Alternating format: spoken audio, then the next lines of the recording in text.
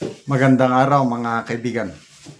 Bigyan natin ng reaction opinion itong post ng News 5 title, Never Surrender.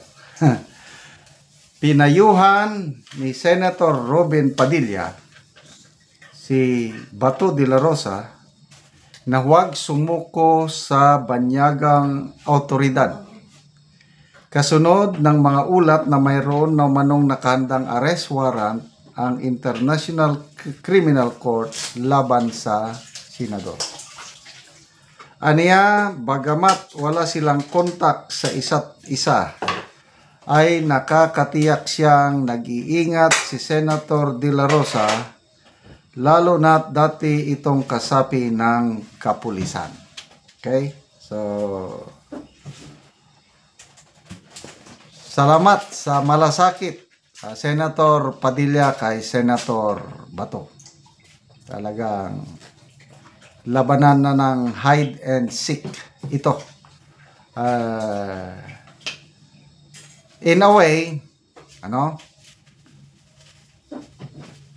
nagpapasalamat pa si Senator Bato kay Ombudsman Boying Rimulya dahil sa kanyang pagiging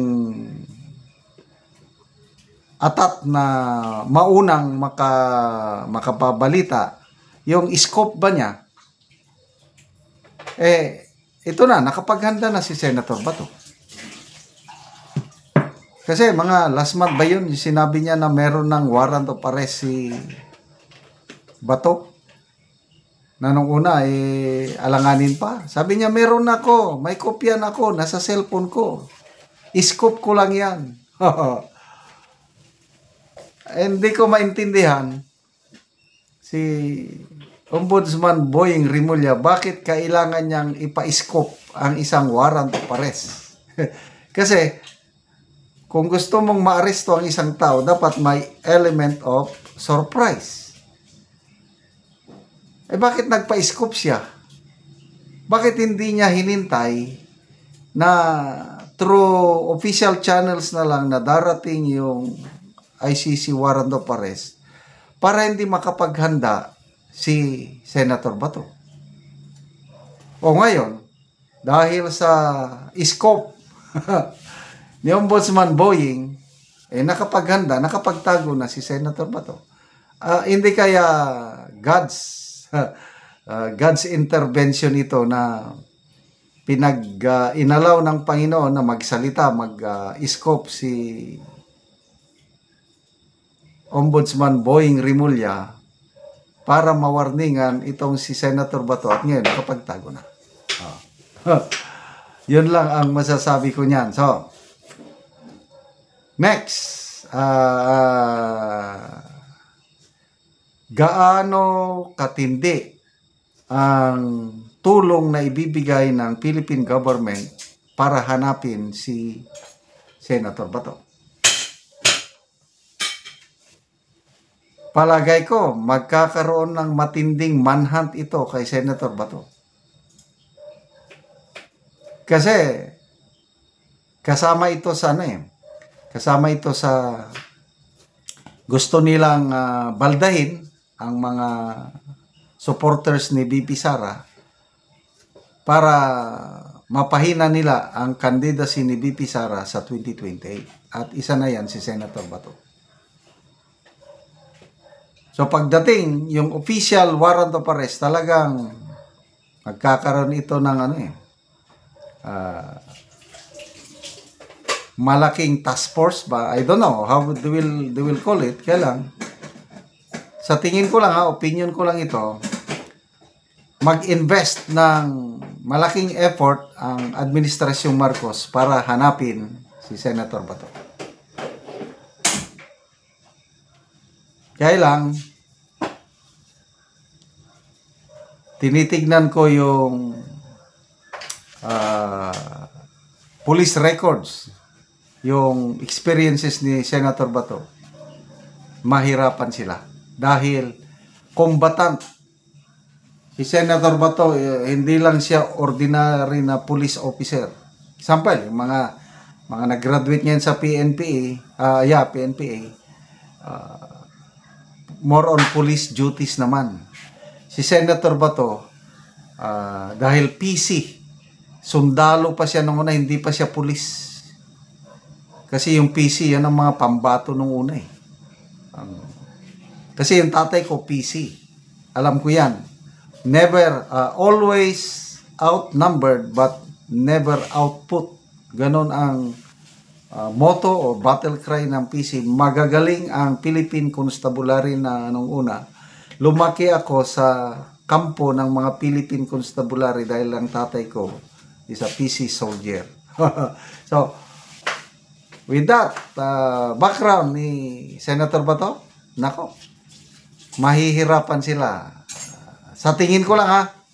So, magiging exciting ito na hanapan dahil dalawang 4-star general na ngayon ang hinahanap ng Marcos administration. Una si DG Bantay, 4-star Bucor General. Oh, kumusta ngayon? More than 3 years na, hindi pa nila nahahanap. Give up na ba sila sa paghahanap kay DG Bantag? I don't know. Nasaan ba si DG Bantag? Hindi ko rin alam. Nandito lang sa Pilipinas sa tingin ko. Hindi yung lumabas nandun siya sa isang lugar na maraming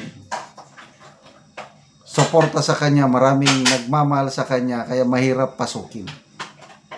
So si Senator Bato, sabi ni sino ang sabi? Si Ombudsman Boying Rimulya, sabi niya na-monitor daw nila nasa Pampanga. Why Pampanga? Ako, personal analysis ko lang ito. I don't know kung sinong most likely, kung magtatago man si Senator Bato,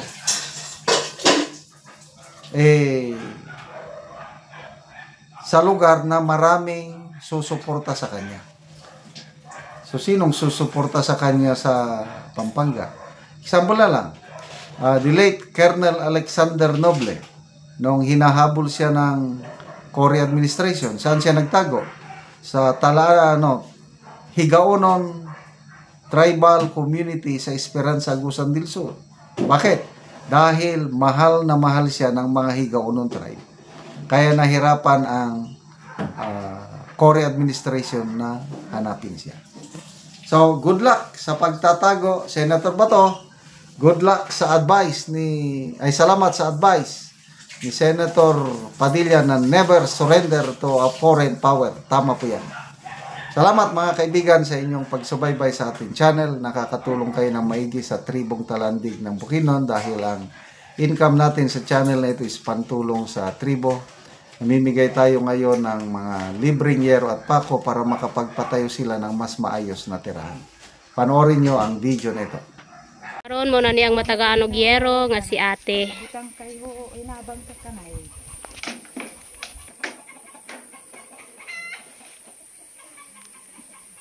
So mao ni ang balay ni ate. So kawayan lang siya.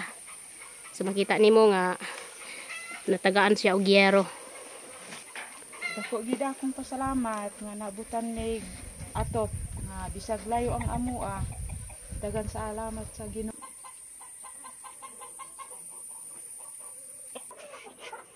So mao na ni ang ilang atop nga kawayan lang. So makita nimo.